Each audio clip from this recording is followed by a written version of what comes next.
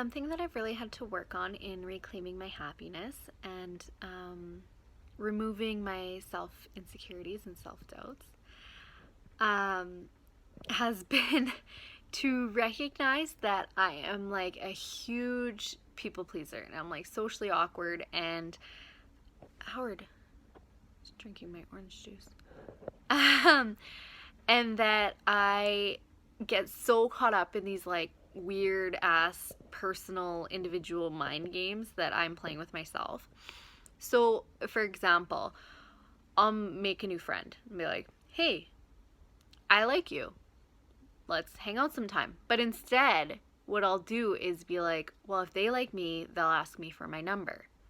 And if they don't, then, like, I'm not going to make them feel uncomfortable by asking them. And then they'll have to be like, oh, yeah, you're kind of weird. I don't want you to have my number. And, like, it'll be this big deal. So oftentimes I'll just, like, put the ball in the imaginary, invisible, pretend ball that I've invented in my head into somebody else's court. So what this ends up doing is that the ball that doesn't even exist goes nowhere.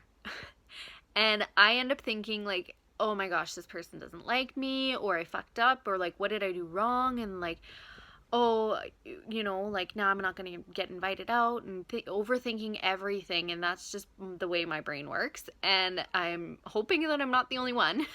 So a big thing that has really changed for me is addressing that and being like, what the fuck, Ashley? Like, this isn't making you happy. This is making you crazy.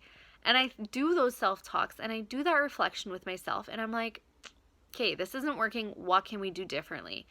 That's how you make change in yourself. Being honest, being transparent, and being like, what the fuck?